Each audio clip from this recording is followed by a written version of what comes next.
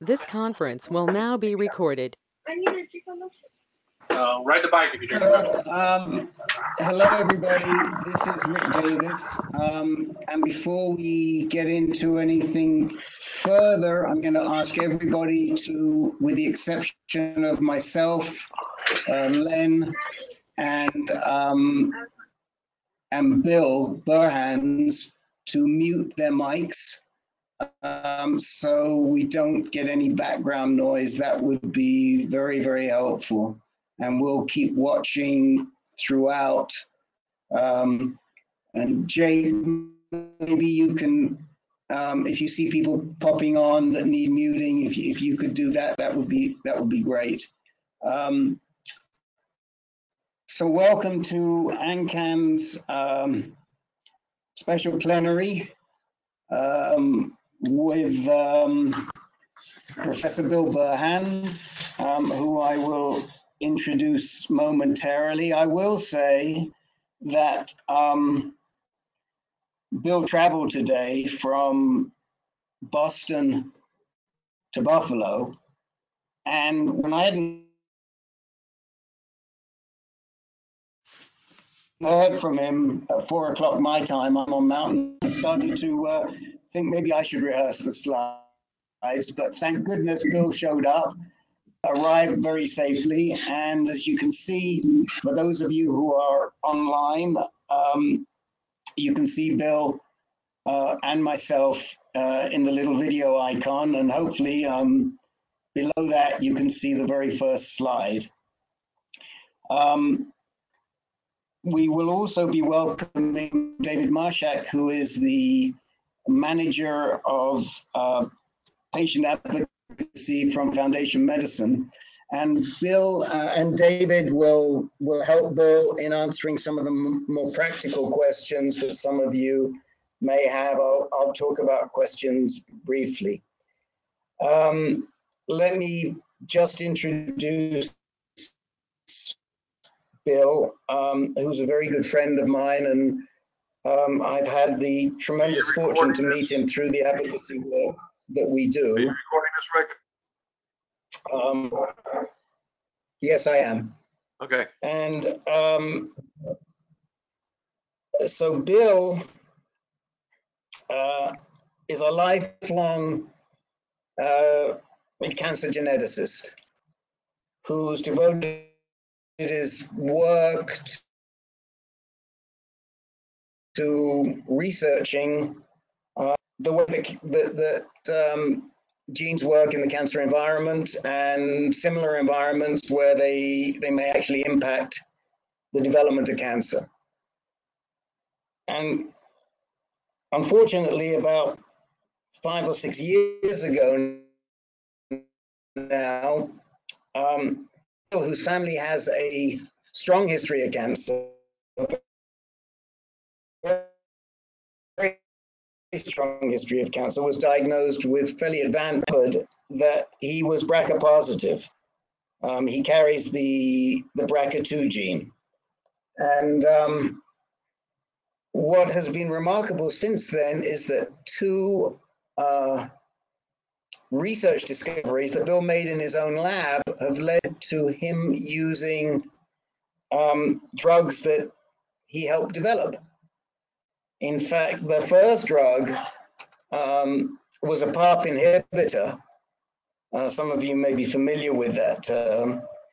And Bill appeared before his own tumor board and he convinced them that that was the drug they should put him on, and actually got 2 or 3 years out of the original PARP inhibitor. So he is a very remarkable patient, not to mention a wonderful and remarkable human being who I really had the pleasure to get to know.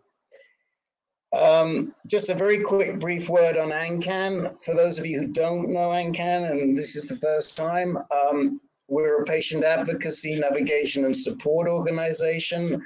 Our unique claim to fame is that we host virtual support groups. We were probably the first to do that, and we're still one of the very few that host virtual support groups. And if anybody listening is interested in moderating a virtual support group for their own condition, then please reach out to me. You can send an email to info@ancan.org or reach out to us through our website, which I will mention is about to be redesigned. It is being redesigned. We haven't launched a new website, but we should do within about 2 or 3 weeks. And we would be happy to talk to you about moderating any chronic condition, cancer or not cancer. We currently run about 16 groups, I think, for men's breast cancer, women's breast cancer, brain tumors, for caregivers, and more. And of course, we were founded on the basis of piloting this for prostate cancer. So we have 6 prostate cancer meetings a month, but we're not solely a prostate cancer organization. Just a couple of logistical issues. We will probably present for about 45 minutes, and then that should allow us up to 45 minutes for questions. And David will be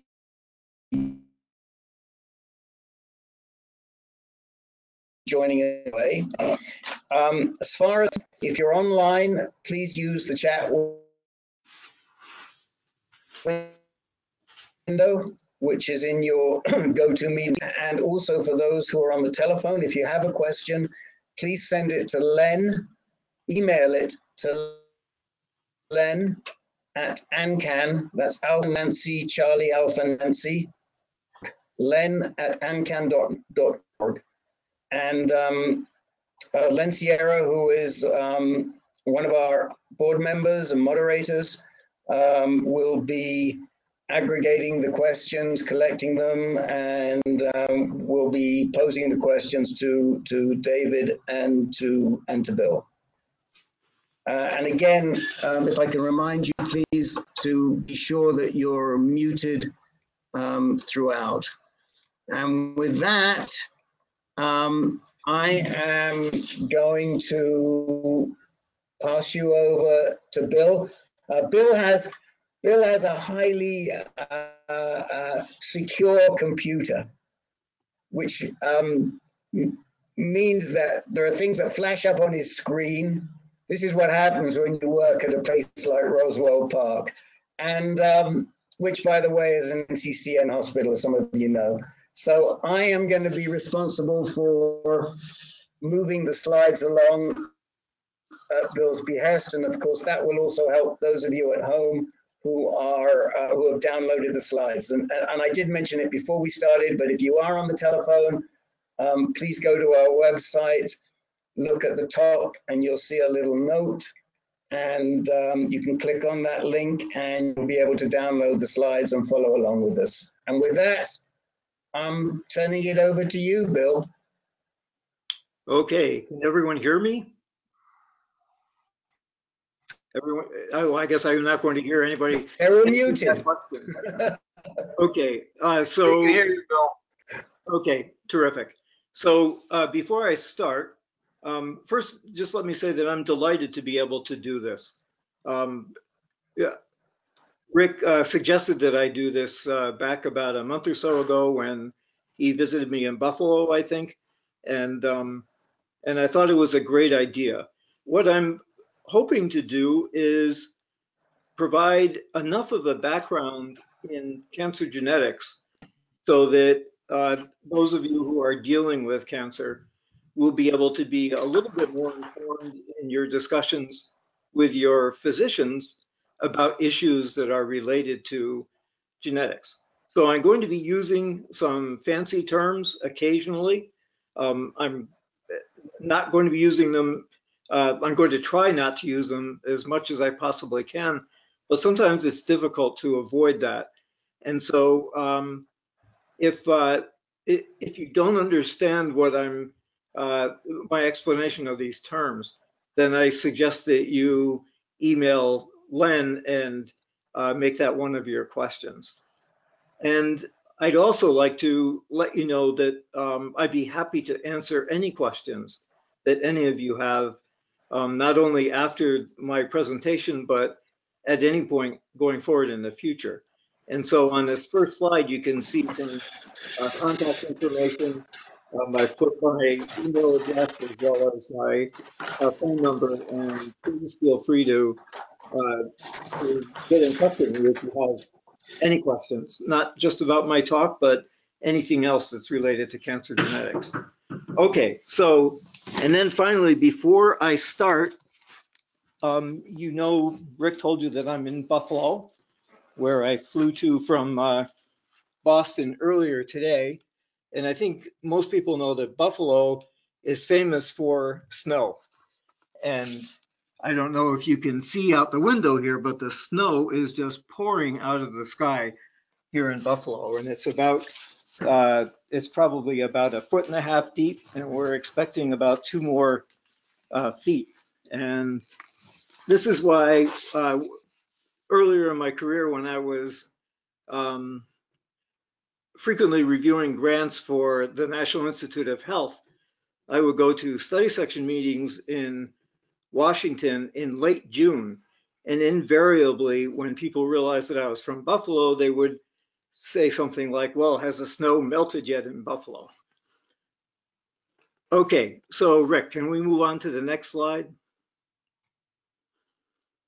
So genetics can be defined as the study of the structure and function of genetic information that's inherited from one generation and passed on to future generations. I think that's the simplest explanation or definition that I can give for the term genetics. And can I have the next slide, please?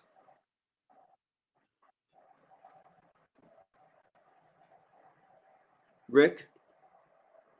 It should be there. There it is, okay. So genetic information is encoded in long linear molecules that are called DNA. And this information in DNA specifies the structure and function of proteins that are encoded by genes, as well as the structure and function of the cells that contain these proteins. And ultimately, they also determine the structure and function of whole organisms. So the particular set of genes that are encoded in the human genome, which is the collection of all the genes in our cells, will dictate that we look and act as humans rather than like the apes, for example, or a lizard. And that's basically because we have a different set of genes than these other organisms. We also share many genes for these organisms, especially those that are involved in cancer. And but the ones that I'm going to be talking about today are the ones that are more specific for humans. Okay, can I have the next slide, please?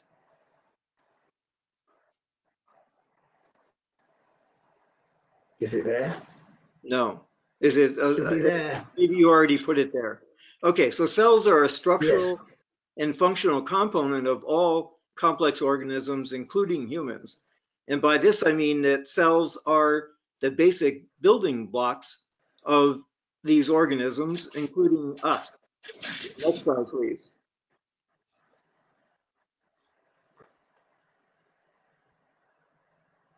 And of course, cells have a wide variety of different functions. And these functions are basically dictated by the different structure and function of the proteins that they contain.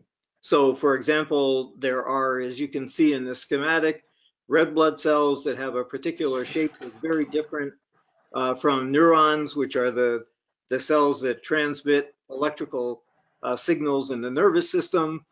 And then there are columnar epithelial cells in skin, which look very different from either of those other types of cells. White blood cells, for example, and then smooth muscle cells. So all these different types of cells are the difference in their function and their structure depends on the differences in the genes that are expressed in these cells. Okay, next slide, please. And of course, proteins can also dictate features of cancer cells, especially when they are altered through mutations, such that cells take on new properties that are specific for cancer. So in this schematic, the cells that are on the left side that are outlined in blue are normal cells, and they have lots of different features that include the fact that an organelle in these cells called the nucleus, or the plural is nuclei, have uniformly shaped nuclei. In other words, all the cells have the same shape. These nuclei are generally smaller than they are in cancer cells. And they have different cell structures. And they also, for the most part, have lower levels of cell reproduction. So there are some cells in the body that do reproduce all the time. This includes hair follicle cells, for example, and cells in the intestinal epithelium. But most cells, particularly, for example, the neurons in the brain, do not divide very often, or in the case of brain neurons, they may never divide at all after they have been produced. And this is quite different in cancer cells, which generally have much larger and variably shaped nuclei. So these are the types of things that pathologists look for when they're scoring biopsies, for example. There's a wide variety in the size and shape of these cells. They have a fairly disorganized structure. They have lost many of the specialized features that are specific for, I'm sorry, Rick, can you go back to that slide? Sure. That are, that make the cells function in the way that they normally need to function. And perhaps the defining or the most salient feature of cancer cells is that they divide much more rapidly or frequently than normal cells. And they also, they outline poorly defined tumor boundaries. Okay, next slide, please. So this is a scanning electron micrograph of prostate tumor cells. They've been decorated with antibodies that are specific for prostate-specific membrane antigen. Those of you who are dealing with prostate cancer may recognize this protein. It's a protein that is found on the surface of prostate tumor cells. And in this micrograph, they correspond to the areas that are stained in a color that is gold compared to the purple pink color of the cells that they are associated with. The other important feature of these cells is that I think you can probably appreciate that they have a very poor appearance. They look ragged. They have all these protrusions sticking out from them. They're disorganized, and this is typical of cancer cells and very different from normal prostate tumor cells. Normal prostate cells that are not tumor cells. Okay, next slide, please. So as I just mentioned, perhaps the most important feature of cancer cells is their aberrant proliferation. And by this, I mean that they reproduce unchecked. Unlike normal cells that have all sorts of regulatory mechanisms that keep them from dividing inappropriately. So cancer cells, of course, have lost those controls, and consequently, they form masses of tumor cells that are basically the constituents of tumors that will eventually cause problems just because of the three-dimensional space that they occupy when it begins to impinge on the functions of tissues that are nearby. Next slide, please.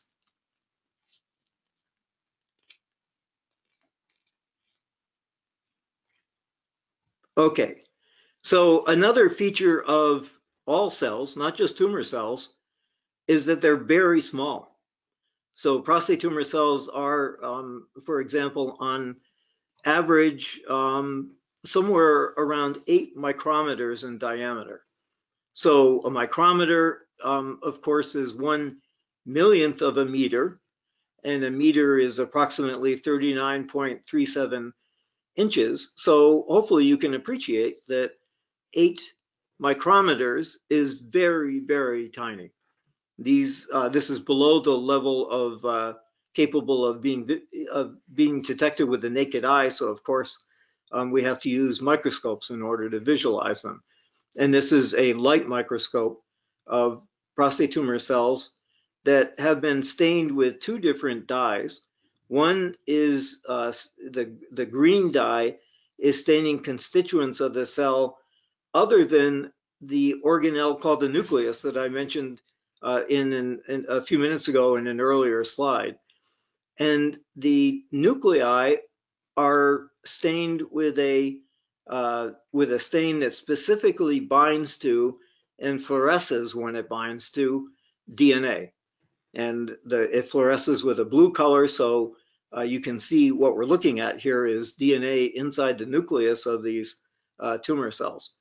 So can I have the next slide, please? So one of the amazing things about DNA and the genetic information that it contains is that in each of those cells, there are approximately 6 meters of, 2 meters, about a little bit more than 6 feet of DNA, despite the fact that the nucleus is only about 5 micrometers in diameter. 6 feet of DNA have been squeezed into that nucleus. And there are all sorts of mechanisms that compact the DNA and allow that to happen. But one way to appreciate this amazing fact is that if you recovered all the DNA from an adult human being, and this is based on the fact that adults have approximately 40 trillion cells in every adult human body, and then stretched all these DNA molecules out from end to end, they would span twice the diameter of the solar system. So that's a huge amount of information packed into a very tiny space. And you can imagine that that means that it has to be very tightly controlled in the way that it imparts genetic information to the cell. So that's part of the problem of cancer, is that given those constraints, it's sometimes there are errors that occur that are simply related to the fact that the DNA in cells is so tightly packed into nuclei. Can I have the next slide, please? So what is DNA and how does it encode genetic information? This is one of the important questions that I'm hoping that I'll be able to help you to understand. So first of all, can I have the next slide, please?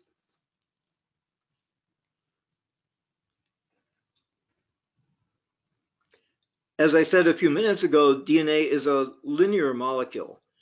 This is an electron micrograph of DNA molecules. So electron microscopy involves visualizing very, very tiny objects using electrons rather than light. And that's simply because electrons have a shorter wavelength, and it makes it possible to see very tiny substances much below the level of resolution of light. And so this molecule has been stained with a particular stain, and then it's been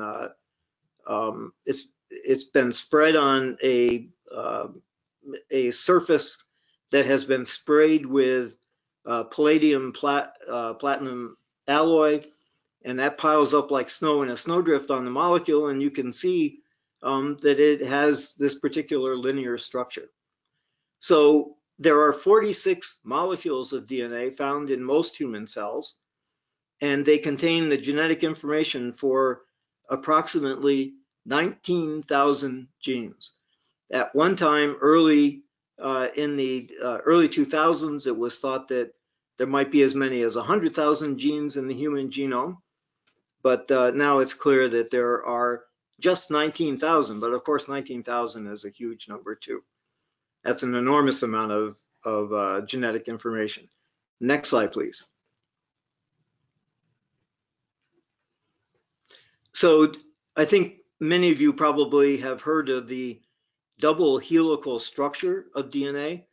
This was discovered by the Nobel laureates James Watson and Francis Crick back in 1953. This was one of the most important discoveries of the 20th century and perhaps in the history of man. And some of you may recognize that James Watson has been in the news lately.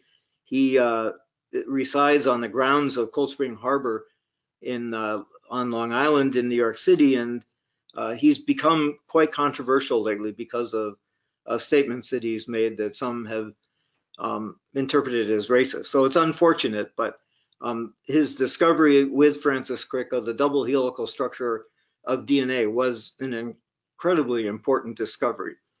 Now you can see that inside the double helix, there are labels adenine, cytosine, guanine, and thymine. And this is very important. These are structures that are repeated in DNA. They're often referred to just by their first letter as A or T or C or G.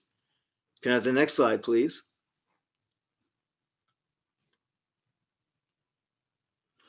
And this is an electron micrograph that allows you to actually see the double helical structure of DNA in the microscope. This was published in 2012, so about what is it? About 7 years ago, and you can see the repeating pattern in this micrograph that corresponds to the double helix. Next slide, please.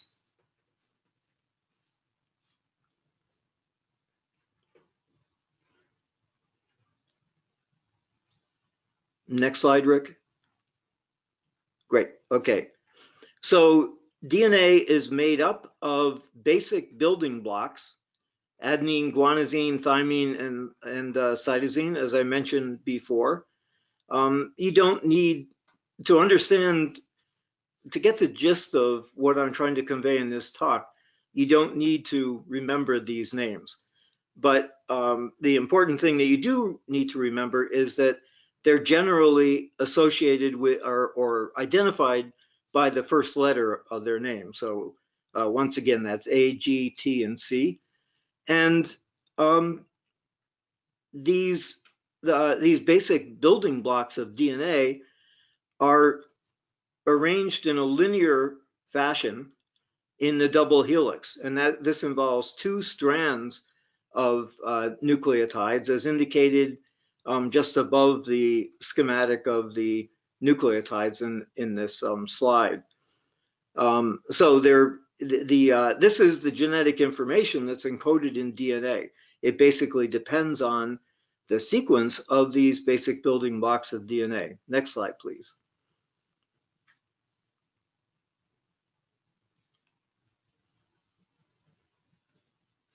Okay, so what exactly is a gene, and how does that relate to the structure of DNA? Next slide. So a gene is a segment of DNA, or in some cases, a compound called RNA that's very closely related to DNA, but RNA genomes are specific for organisms that are like viruses and not human. So the genes in humans is composed of DNA rather than RNA. And so a gene is a segment of DNA that encodes information that determines the structure of the protein that is encoded by this gene. So I've indicated this on one of the strands here by highlighting it in red. So all of the A's and T's and C's and G's that you see in this linear sequence correspond to the genetic information for this particular gene, which is encoding a particular protein with a specific structure and function. Next slide, please.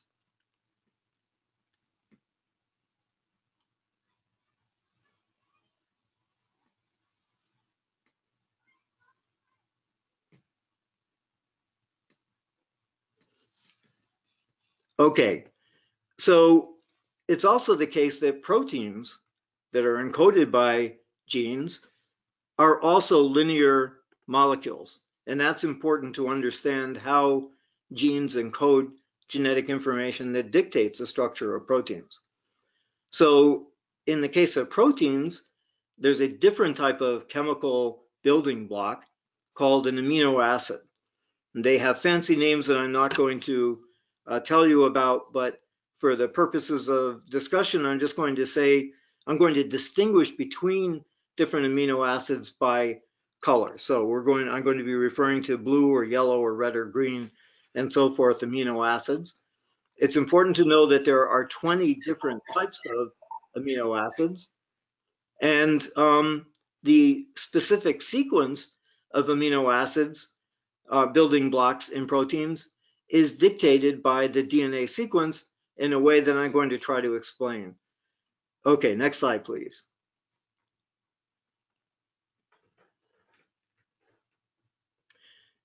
So I think this just repeats what I just told you, that the sequence of amino acids in a protein is determined by the sequence of nucleotides in the gene it encodes. Next slide, please, Rick.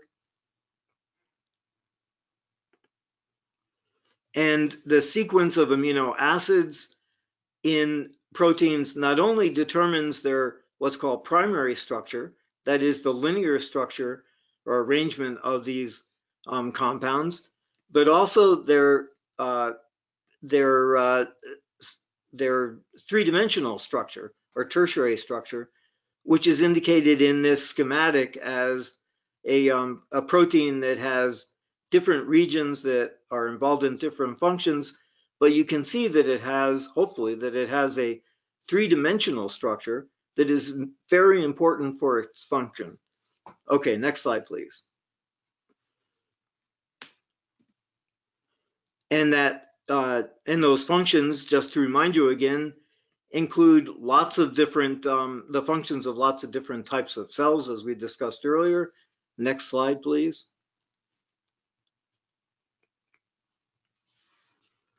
So how does DNA nucleotide sequence determine a protein amino acid sequence? Next slide, please.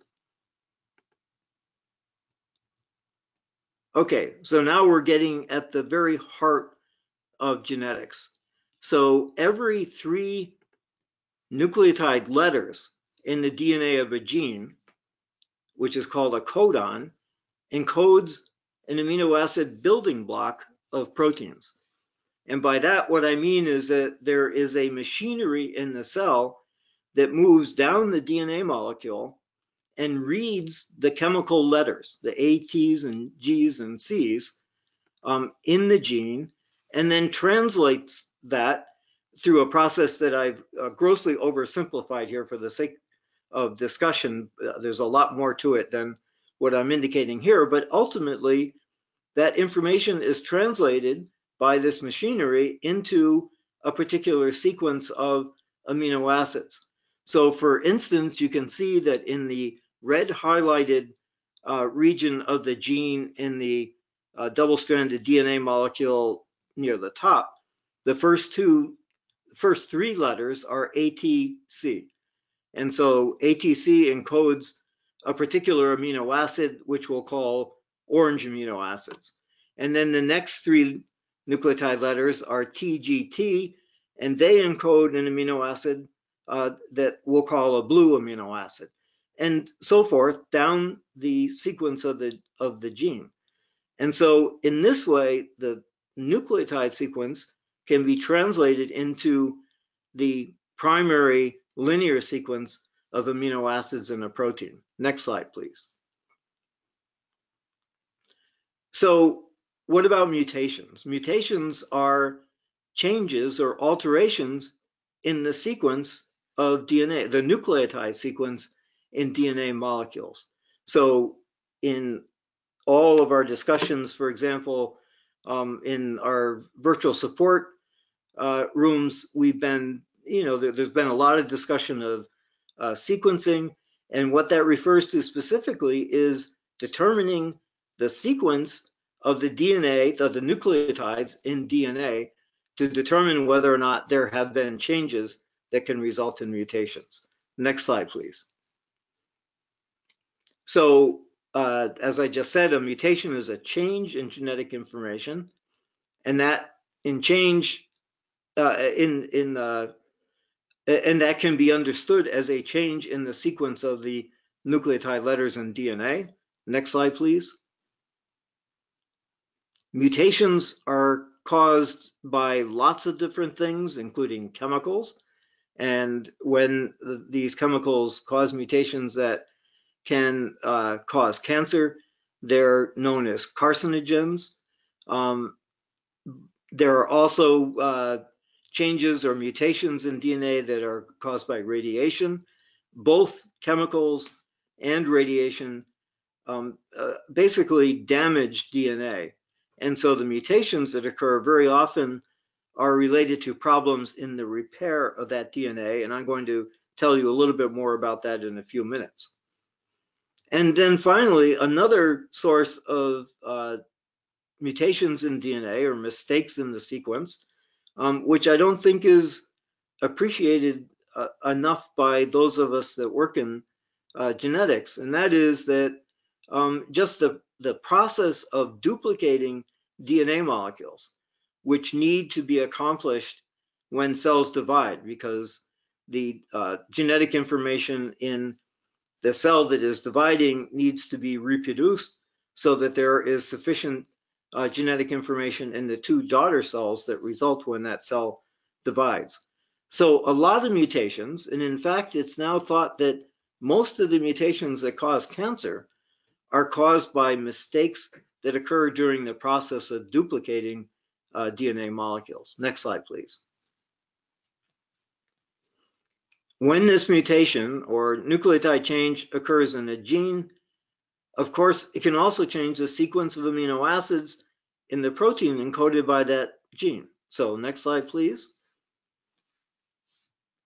And so that's indicated in this schematic here, where you can see that the sequence up above, not in the double-stranded DNA molecule, but in the multicolored sequence of the that's indicated below that, an A in the codon that encodes a yellow amino acid, so that's indicated at the top of the arrow, has been changed or mutated to a C. And so now instead of this the sequence of this gene being read as ATCTGTTCA, it's read as ATCTGTTCC. And TCC codes for a different type of amino acid. So if you look down both molecules here, you can see that TCC, in fact, encodes for green amino acids. And so what that effectively means is that because of that change in the codon, there has been a change in the amino acid structure of the protein. Next slide, please. Okay, and next slide.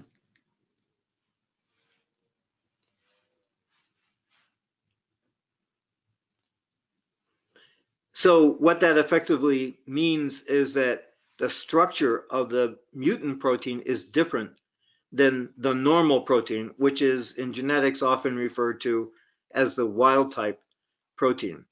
Another type of mutation that can frequently occur is one that involves a deletion of one or more nucleotides. And this can also change the amino acid sequence of a protein. So in the example here, the T in the strand on the top has been deleted. And so now, as the cellular machinery reads the sequence going down this molecule of DNA, everything is correct until it gets past the AAG in red in the middle of the sequence. And now what you need to understand is that because that T has been deleted, now the next nucleotide is a C instead of a T. And the next three nucleotides are CAT, which encodes a different type of amino acid. And in fact, all the amino acids beyond this point are different, or most of them are different, because of this simple change in it from a T to a C. This type of mutation is called a frame shift mutation, and they frequently occur in cancer cells, and they have many of the same deleterious consequences when they occur in proteins that are important to cancer. Can I have the next slide, please, Rick?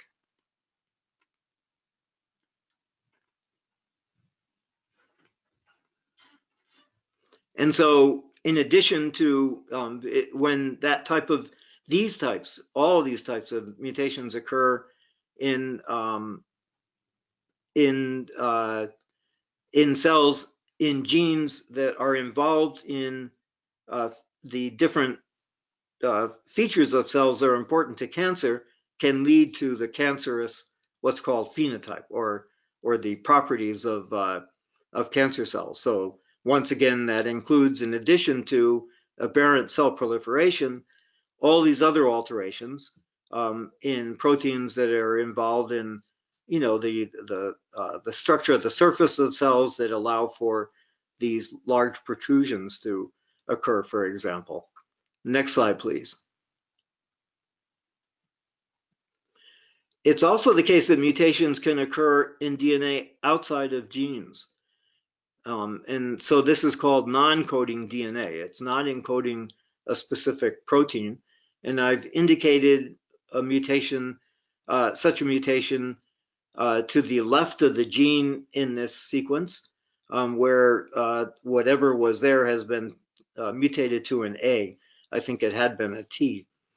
And so although this mutation doesn't occur within the coding sequence of a gene, which means that it doesn't alter the amino acid structure of the corresponding protein, it occurs in a region of DNA that can regulate what's called the expression of the gene. That is, how many copies of the gene are made and translated into proteins.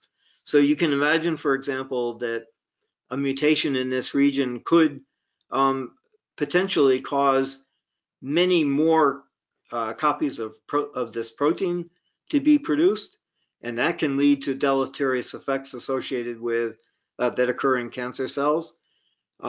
Some mutations can also what's called downregulate the expression of these genes, or turn them off, and so the absence of the appropriate levels of the corresponding protein for this gene can also be deleterious and can lead to some of the features of tumor cells. Next slide, please. So that's, I think it's really, that's something that not very many people appreciate, that mutations that cause cancer don't have to occur in a gene that encodes a protein. It can also occur in a regulatory region that is regulating the expression of that gene. It's also important to know that not all mutations or changes in the nucleotide sequence are pathogenic. And by pathogenic, I mean that they cause disease. Next slide, please.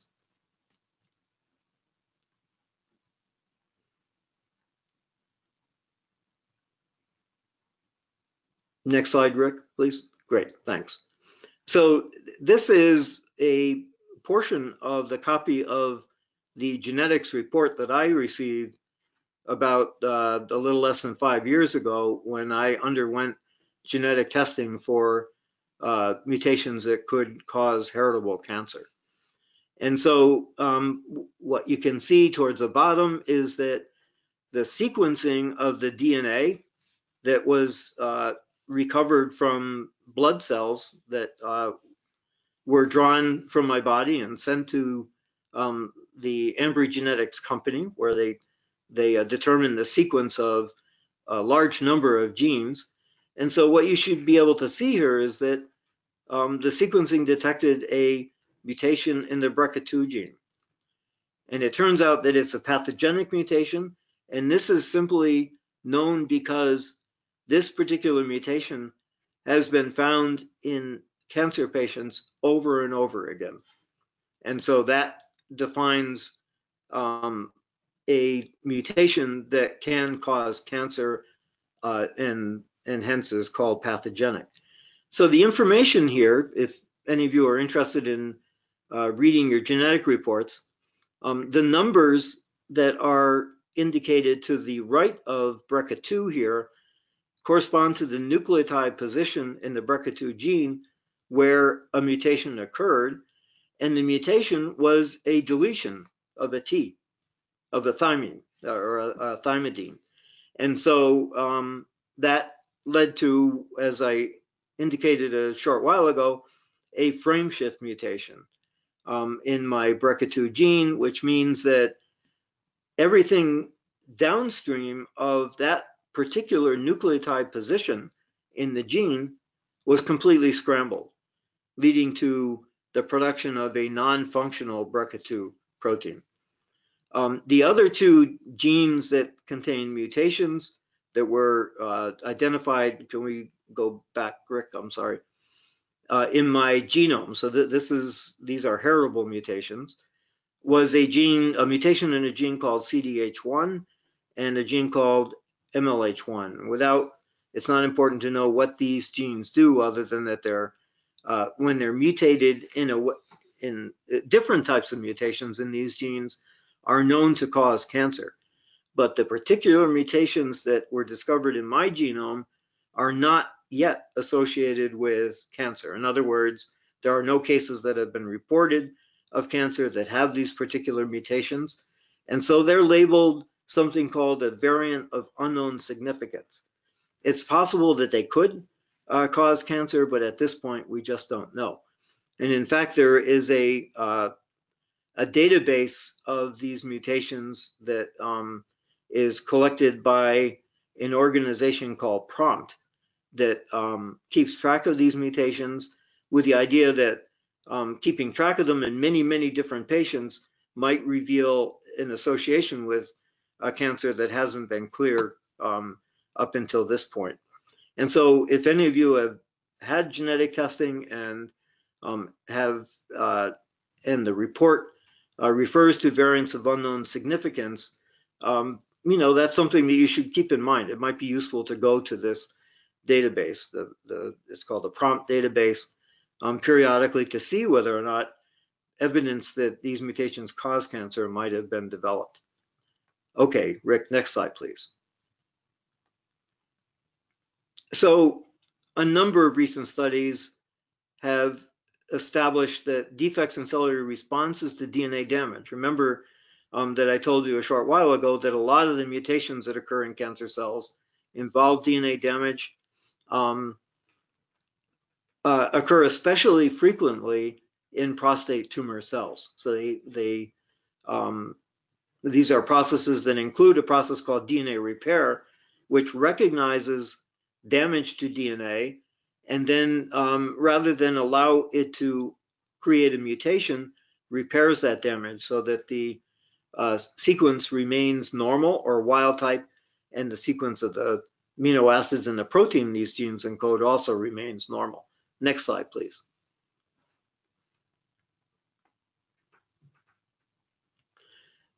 So basically, this just shows that DNA repair is a process that maintains the stability of genetic information in genomes by making sure that when damage occurs to a wild type protein, that damage is repaired, and so it is not converted into a mutant protein with a different structure and potentially different functions. Next slide, please. It's also the case that conversely, defects in genes that encode, that encode proteins that are involved in DNA repair can cause mutations that can lead to cancer. So it should be easy to imagine that in the absence of the ability to repair DNA damage, it can more frequently result in mutations that lead to mutant proteins that have an altered structure. And I've indicated that altered structure in all of these slides by a somewhat different linear structure of these molecules, but you can imagine, or you have to try to imagine, that that in turn results in a altered three-dimensional structure that impinges on the function of these proteins. So in the absence of DNA repair, more mutations occur, and that can lead to cancer. Next slide, please.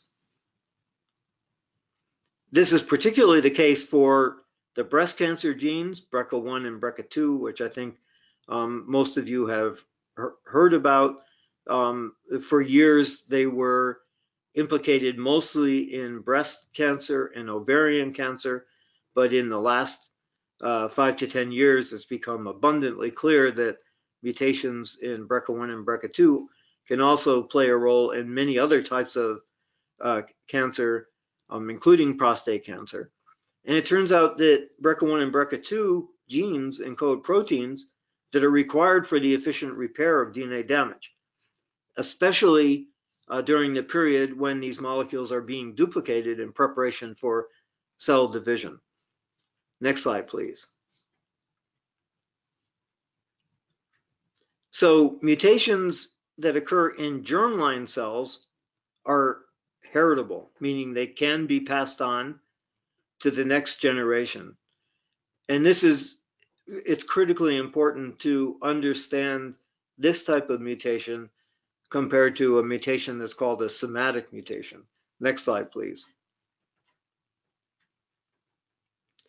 So for example, inherited mutations in BRCA1 and BRCA2 genes that impact the structure and function of the BRCA1 and BRCA2 proteins can promote breast and ovarian cancer, as has been known for years, but also it's now clear that they can promote prostate and pancreatic cancer, as well as melanomas, which is a type of skin cancer.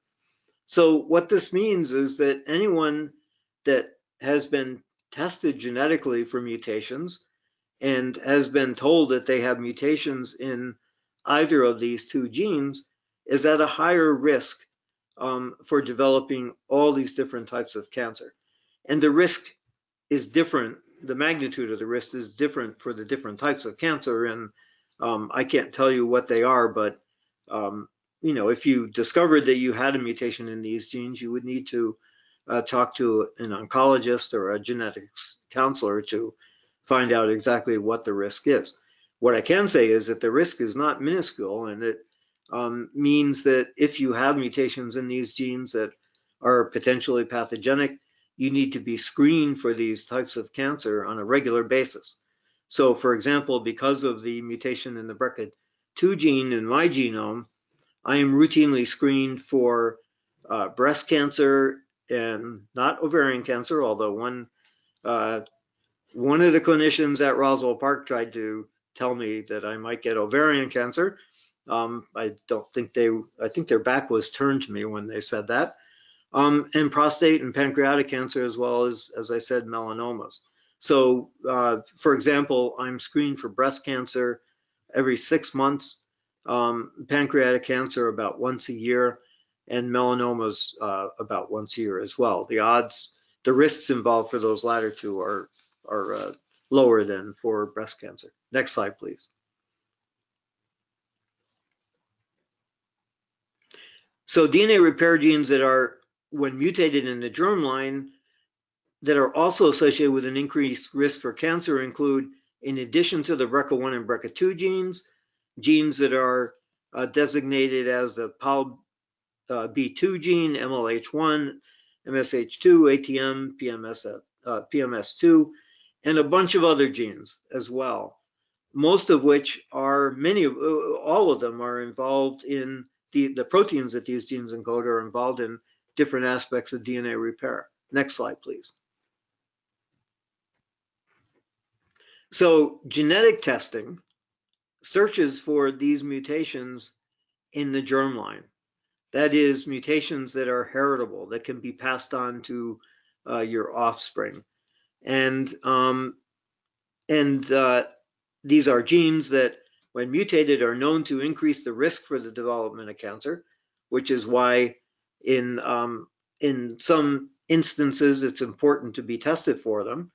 And specifically, for example, that means when there is a family history of cancer that suggests there might be genes that are inherited from generation to generation. Next slide, please. And so the information from these tests provides valuable information about the risk that individuals, and this is important, of course, or their offspring might develop cancer.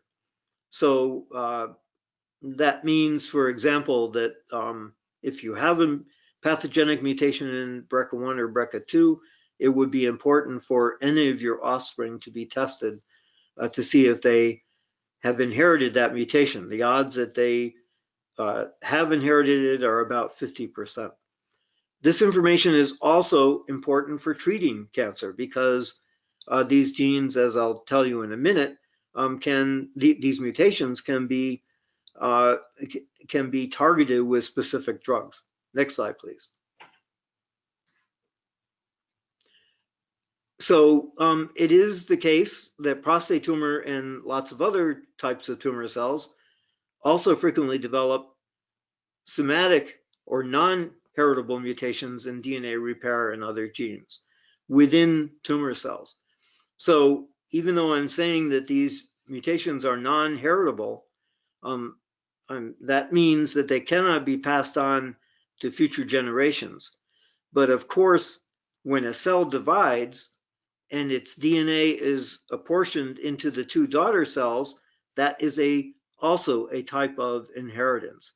And so somatic mutations can be inherited in when these tumor cells divide.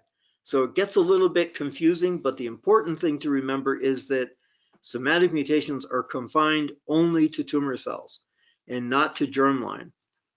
And that these mutations frequently in DNA repair genes also frequently occur in tumor cells. Next slide, please.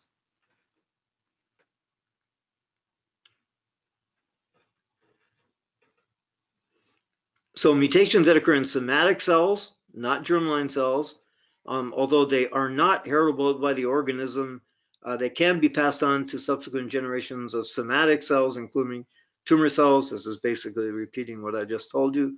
Next slide, please.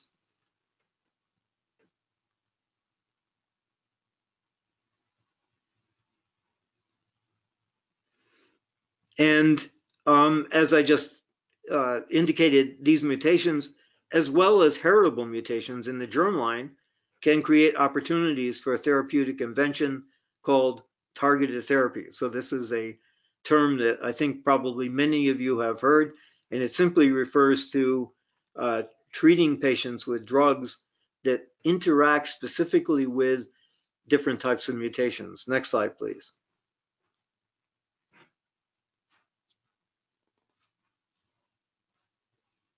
And this is related to another term that many of you probably have heard called personalized medicine, which basically refers to the leverage of specific information about a patient, especially information about specific mutations in their germline or in somatic tumor cells that can be exploited in the design of targeted therapeutic strategies for these patients.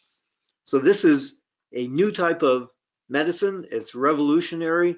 The benefits of this approach include the fact that it makes it possible to more specifically target tumor cells and therefore eliminate or minimize the side effects that frequently plague patients that are treated with drugs that aren't targeted to specific mutations.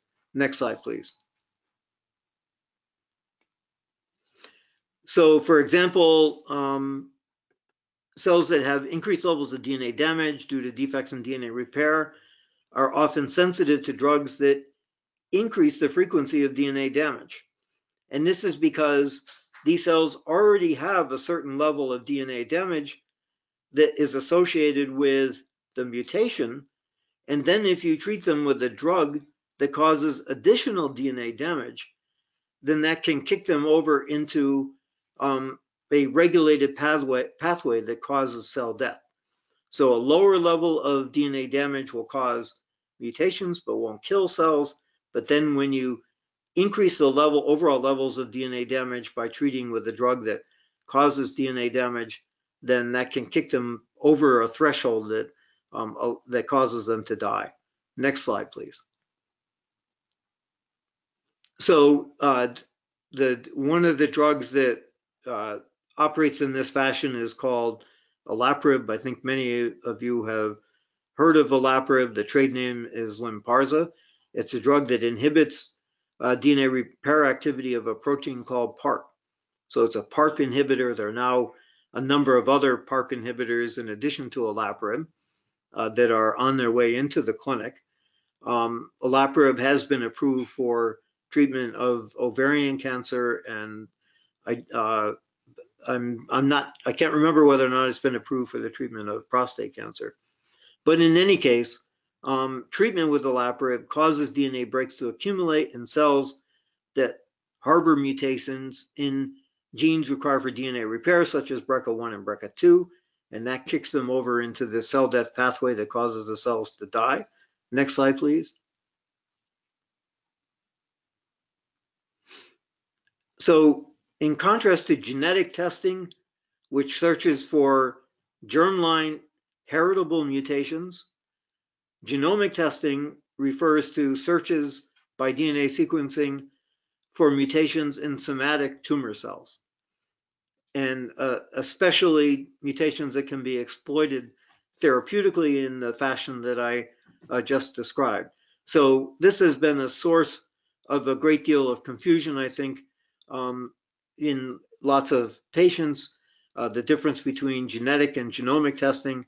Genetic testing, once again, refers to DNA sequencing that identifies heritable mutations in the germline, and genomic testing refers to DNA sequencing that searches for mutations that are not heritable by the organism in the context of the organism, but they can be inherited in the subsequent division of somatic tumor cells. And they, in both cases, this testing can identify mutations that can be exploited therapeutically. Next slide, please. Left blank intentionally. Okay, I don't remember writing that, but I think Jake probably did because I made a mistake there. Okay, so this is, as some of you know, who have been in on calls that I participated in the past with Answer Cancer Foundation, my laboratory in 2006, so what is that? That's about 13 years ago, predicted that olaparib and other drugs, which are at the time in preclinical development, so they were being tested in cultured cells in the laboratory but had not been tested in humans. But we predicted based on these preclinical tests that PARP inhibitors might prove to be very effective in the clinic. And of course, that has turned out to be the case. Can I have the next slide, please? And this has played an important role. Olaparib has played an important role, as Rick mentioned at the beginning of this talk, in my treatment. And if you do a search on my name at the New York Times, you can find this very short article that describes my experience as a scientist who also became a patient because of a mutation in a pathway that my laboratory had studied for a number of years. Okay, next slide, please. And we're almost done here. So it's now clear that drugs that inhibit PARP inhibitors, including olaparib, can be effective in the treatment of the unexpectedly large fraction of prostate cancer tumors that harbor defects in DNA repair pathways. So as I think I said earlier, it turns out that in the case of prostate cancer and other types of tumors as well, very often DNA repair pathways are defective. So this includes mutations in BRCA1 and BRCA2 genes, but many other genes that encode proteins involved in DNA repair as well. Next slide, please. And this information has important implications for the role of genetic testing in the management of prostate cancer and probably in other types of cancer as well. Next slide, please.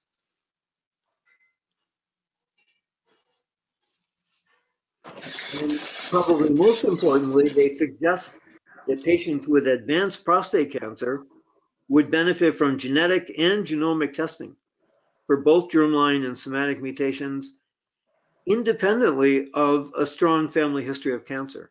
So if you have advanced prostate cancer, then even if you don't have a strong family history of cancer, it's very worthwhile to be tested with genetic testing and genomic testing for mutations in the germline and in somatic tumor cells. Next slide, please.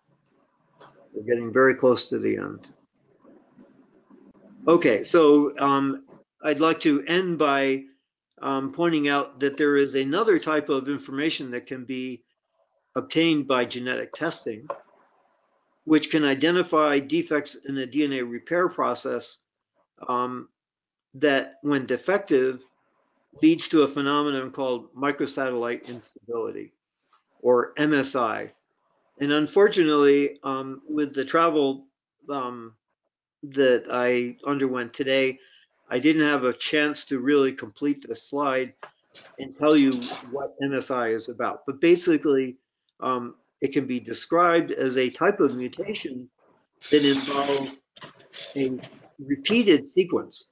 So instead of an ordered sequence of A's and G's and T's and C's in a gene, there might be a sequence that repeats ACs over and over again. So it would be AC, AC, AC, and there might be long runs of A's and C's of varying lengths.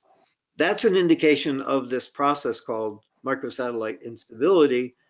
And the importance of this is that it can be a marker for the efficacy of some types of immunotherapy, and specifically the type that involves pembrolizumab, the drug pembrolizumab, which is the trade name is Keytruda. And the basic idea here is that these cells, if microsatellite instability has been detected, have a high mutational load, and that can make them more susceptible to these types of immunotherapy. So I think that a lot of genetic testing that is performed now includes information about MSI, because these types of the immunotherapy with Keytruda in particular, I think probably many of you know, has shown spectacular success in some types of cancer. Next slide, please. Okay, I already told you about that, and I think this might be the last slide. Okay, that's it. Thank you very much for your attention, and I don't know if Dave is on board, but I'm ready to answer any questions. Okay, well, thank you so much. And for those of you wondering about the last slide, this is the view from Bill's brother's house in Vermont. Isn't that right, Yes, Professor Bill? you're absolutely right. Rick has been there, of course, and which makes it possible to recognize that. Yeah, and actually this is where I travel from today. We drove 4 hours from northern Vermont down to the airport in Boston before I flew to Buffalo. Yeah, Bill, that's brilliant. You're brilliant. Thank you so much. And for all of you, this is being recorded, so you'll be able to listen again. We'll post it on the website. You can download the slides if you want to go through and think about some of this stuff again. And Bill has very, very kindly offered to answer questions. I think that should get rid of the noise. It's the noise that you're hearing is from a fan on my computer. So okay, I see some questions already showing up. Yes, there are, but I'm going to hand over to Len. Len, can you turn on your video and take over with the questions? And I would like to ask, is David Marshak Are you with us, David? You may have to unmute yourself. Hi, Rick. It's David. Can you hear me? We can hear you loud and clear. And before we go to Len, is there anything that you would like to say or just introduce yourself briefly? Yes. So thanks for inviting me. I'm with Foundation Medicine. We are a genomic testing company. I'm with the patient advocacy team at Foundation Medicine. And so the type of testing we do is we perform testing on both tissue and blood samples.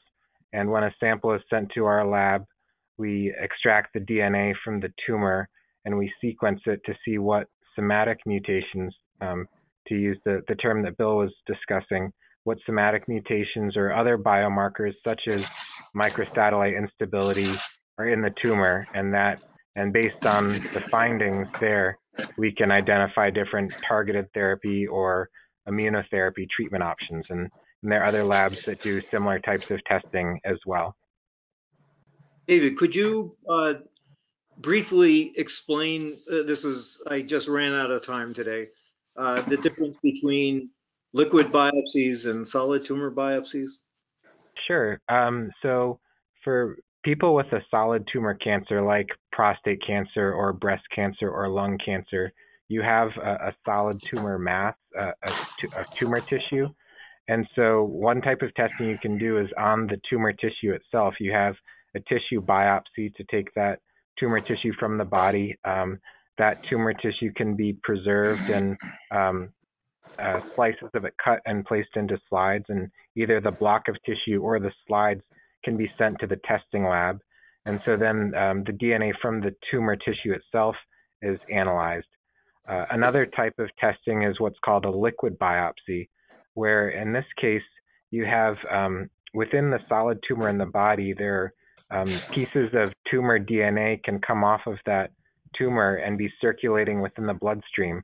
If you take just a regular blood sample, you would expect there are pieces of tumor DNA circulating in the blood. And so if you analyze that blood sample, you can actually sequence that tumor DNA in the blood and get results based off of that.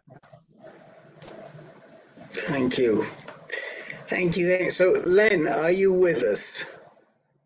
I am, Rick, and I'm afraid to turn on my webcam because I have very poor bandwidth today. I'm afraid I already got dropped once, so I'll keep the camera off. Okay, well that's a great pity since our audience won't be able to see what a handsome moderator we have there. Well, we have a handsome cancer researcher and a handsome founder of NCAN.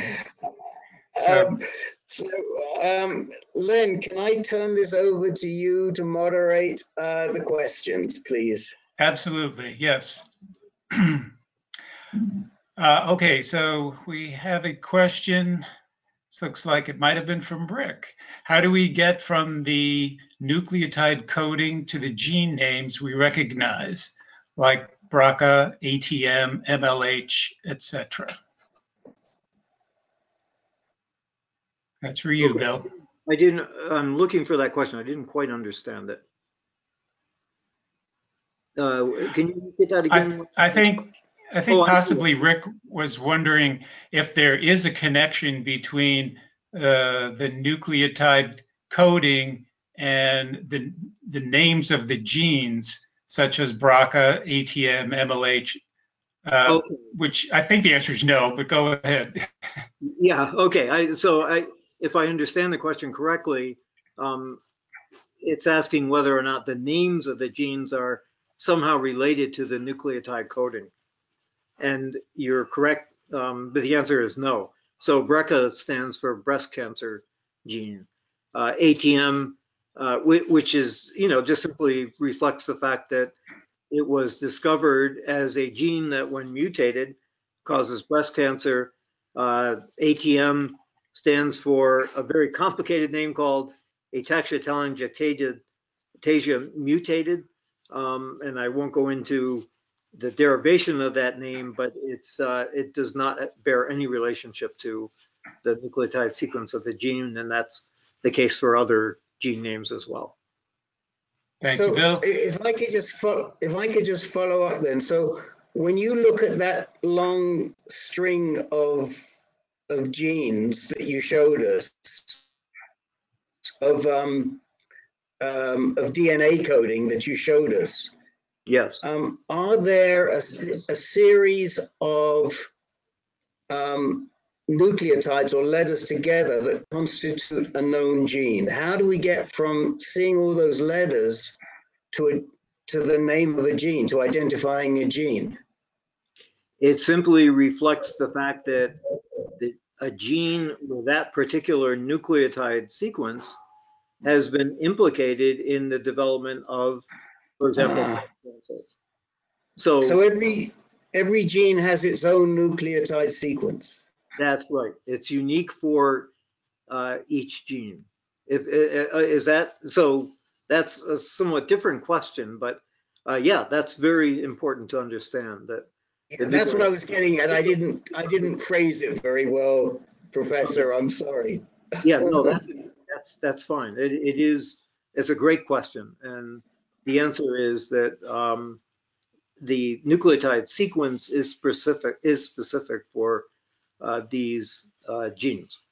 It's unique. And how have you been able to identify sequences with a gene? I mean, you know, I think about going back to the beginning, and you didn't mention Rosalind Franklin, so I have to get a plug in for her because I know her niece, as you know. But you know, when we started at the very beginning, there was maybe all of these nucleotides, but how did we find out which ones went into which genes? It's very complicated. I can tell you that it involves lots of, you know, in simpler organisms, genetic crosses, you know, that follow the different traits associated with genes. More recently, though, it can involve simply sequencing the entire genome of an organism.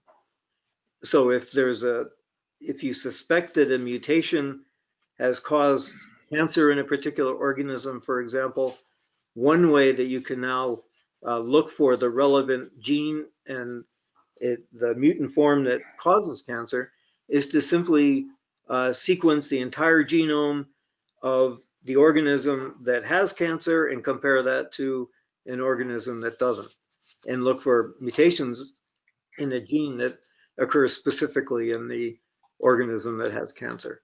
Is that clear? That does, and I'm handing back, and I'm going back to Len. Go ahead, Len. Okay, Carl is asking, what percentage of cancer cases are due to inherited mutations? I am going to let David answer that question. I don't have any percentage or number. I can say that the type of testing that we do at Foundation Medicine and other companies that do the somatic testing is that we're testing the tumor itself. So, Bill, you mentioned you had a genetic test done at Ambry, and so that would be a different kind of test where you're looking at the inherited mutations. Right. Okay, and I'd actually like to comment here on something you alluded to early on in the presentation, Bill, when you were talking about the occurrence of random mutations during routine DNA replication, and that this is a cause of many cancers, so that people often ask, if they get cancer, how did I get this? Was it inherited? Was it my diet, my lifestyle? And in many cases, the unfortunate answer, which may be difficult to accept, is that it was simple chance. Is that not correct? Yes, and that is a great question. And, you know, that has stimulated a lot of discussion about just that issue. It really does mean that a lot of cancers, the implication is that the vast majority of them are not caused by, eating the wrong foods or living the wrong lifestyle. It was just a question of random chance, as you said. Yeah, just plain bad luck. Right. All right, we have a question from Mike.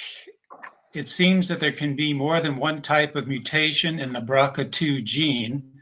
Do these all have different effects? Is it simply the resultant deactivation of the gene that causes the problem? I think that in many cases it is simply that the normal function of the gene or the protein that it encodes is lost. But it is the case that I think in some cases the mutation could create a new function rather than simply inactivate the function of the normal protein. David, is that correct or not? Yeah, that sounds right to me. Yeah. But that I think happens less frequently than just the loss of function of the gene. Okay. Well, I hope you have your physics hat on for this next question. Jeff says, do geneticists ever ponder the inevitability of entropy with respect to mutations? Yes, they do. I certainly do. But it's, it's a philosophical question, and the increasing complexity, which is the opposite of entropy, that leads to the evolution of an organism is highly complex. As a human, for example, it's an anti-entropy process, and certainly the random, less ordered structure of a cancer cell in particular, compared to its normal counterpart, can look very much like a process related to entropy. I don't know whether or not the philosophers agree with that, but the way I think about it, I think that's certainly a possibility. Okay, I think you addressed that very well. Carl says there are multiple PARP inhibitors that are currently in clinical trials. How can it be determined which one would be most effective for a specific patient? Would the foundation test be of assistance? So that's for both Bill and David. Yeah, I can take a stab at that. So both with PARP inhibitors and other types of targeted therapies, there are a lot of treatments that are already approved. There are many other treatments that are in clinical trials. And what a test like the Foundation Medicine test does is it provides different treatment options. It does not provide specific recommendations.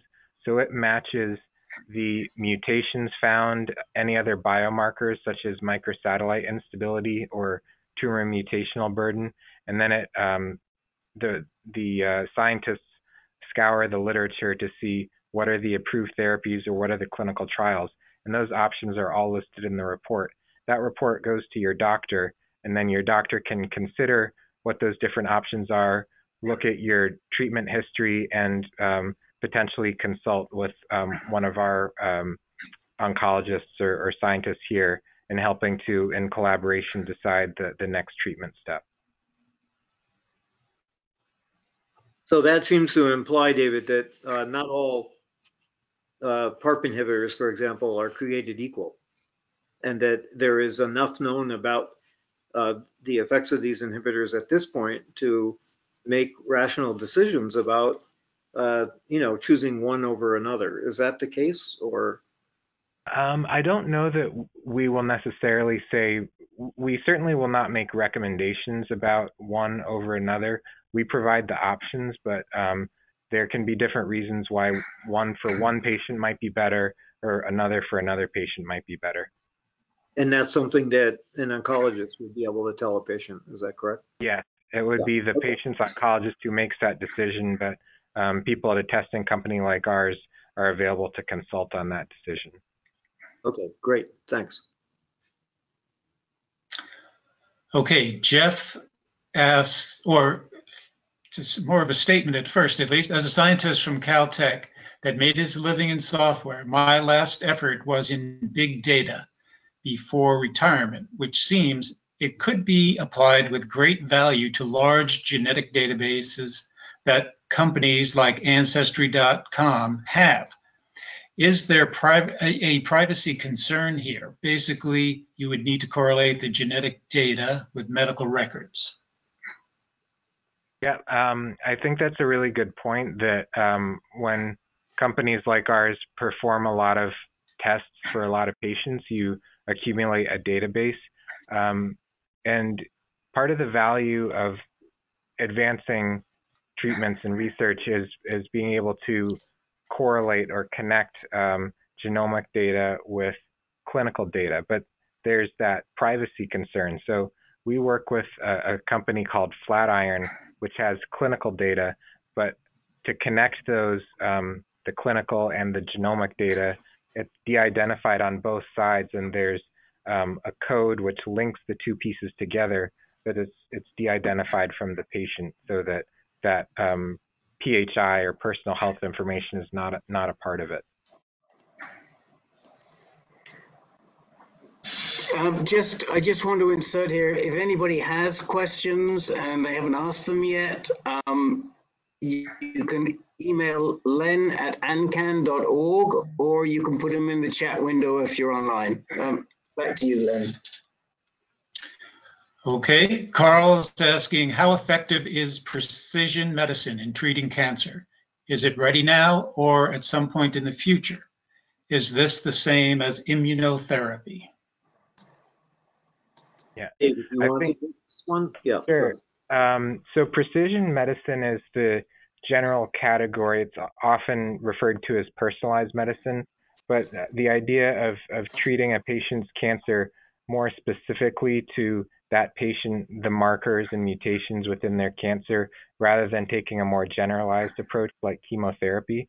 There are different kinds of therapy that are considered precision or personalized medicine techniques. One of those is immunotherapy, because there are certain biomarkers like microsatellite instability or tumor mutational burden, which can indicate if an immunotherapy may be successful. Another type of precision medicine, in addition to immunotherapy, is targeted therapy. And Bill, you were talking about some of those different kinds of targeted therapies earlier, like olaparib, other PARP inhibitors. In terms of is it ready now, the answer is yes.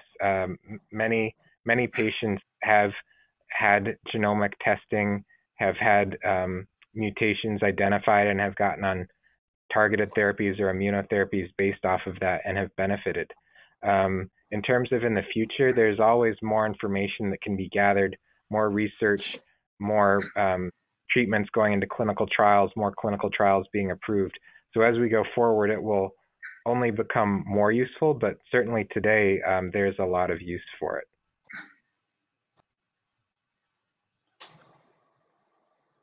Okay. Carl is asking, does Foundation conduct both genetic and genomic testing? Once the testing is done, who is the best medical professional to act on the results? At Foundation Medicine, we only do genomic testing. So we're only testing the tumor DNA itself, not the genetic DNA or the DNA that's inherited and is in all cells.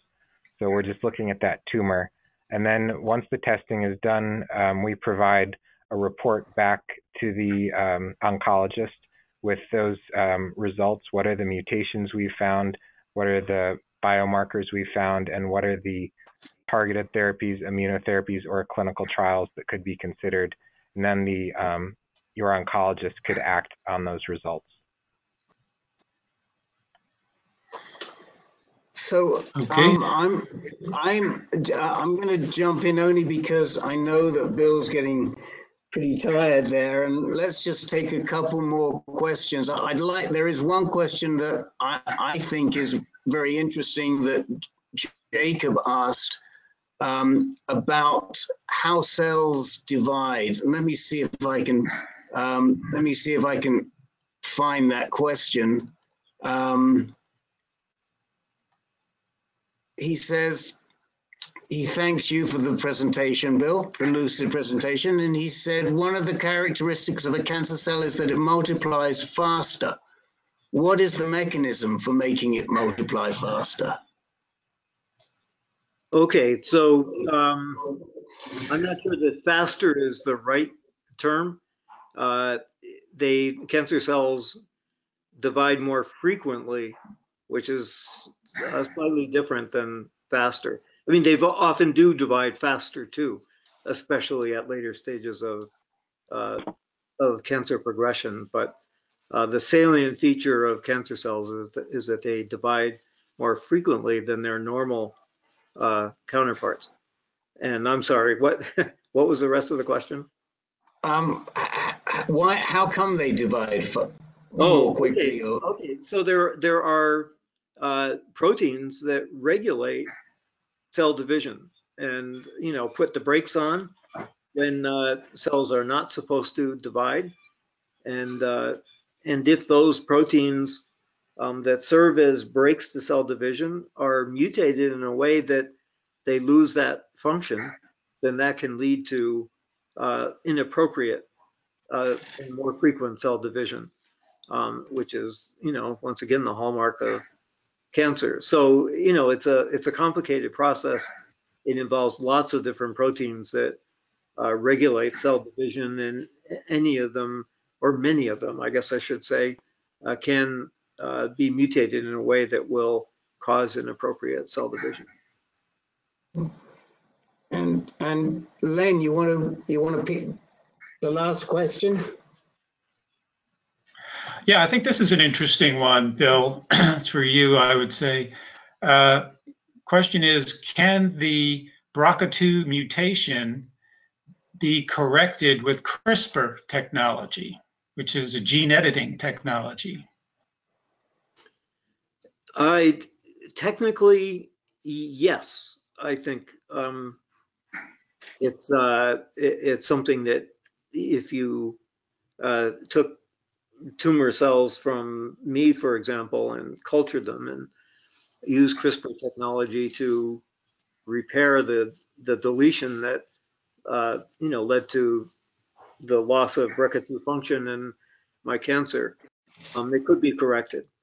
But whether that could be accomplished on the level of the organism, I think is quite a long ways off. In a different context that was not cancer, this question arose earlier, or towards the latter part of last year, when a scientist in China tried to correct a genetic defect in a individual using CRISPR technology, and that caused a huge outcry, because it's, I guess in that particular case, it might have been possible, but the technology hasn't yet been fine-tuned to the point where you can be confident that it's not going to cause more problems than it solved. And so for that reason, for example, this scientist that tried to do this in China was roundly criticized by almost all other scientists. Well, thank you, Bill, and David. David, is there anything you would like to add before we close out? No, I'm all set. Thanks, Rick. So thanks both of you very, very much, David, for coming on for the questions. And I just want to give a little plug here to Foundation Medicine, because they just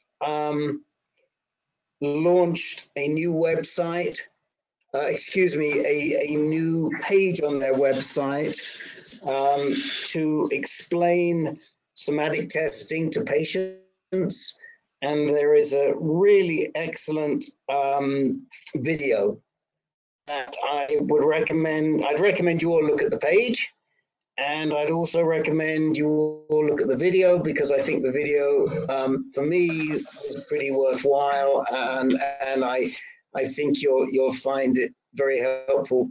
David, what is the URL to get to that page, and what do they click on when they get there? The quickest way to get there is just to go to foundationmedicine.com, and then you look in the top menu and click on the tab for patients. Thank you. So it's very, very worthwhile. I recommend you do it. And to Bill, a very long day. Congratulations on getting through the day. You still look great. And I'll talk to you tomorrow. You can go to sleep now. Thank you for a really fantastic presentation. I really, really enjoyed it and learned a lot. And we had about 40 to 50 people on the call, and I think all of them would echo that sentiment. So thank you. If you try to reach me, Rick, in the next couple of days and you're not able to, it's probably because we're buried under 20 feet of snow. Okay. Snow is coming down. But okay. I enjoyed it. And I'd also, once again, I'd like to encourage anyone that has questions that haven't been answered to contact me, and I can try to answer them. Thanks. And anybody that wants to, Bill's email is on the slides if you download them, if you listen again, or if you need help, you can reach out to us at info@ancan.org. And I wish you all, those of you especially in the Northeast and the center part of the country, I wish you all lots of health and warmth over the next 2 or 3 days, and bundle up, take care of yourselves, and we will be speaking to you all again, I hope before too long, with another plenary or on one of our virtual sessions. Good night, everybody. Good night. Good night. Thank you, Bill. Thank you, David. Thank you, Rick. Good night. Thank you all.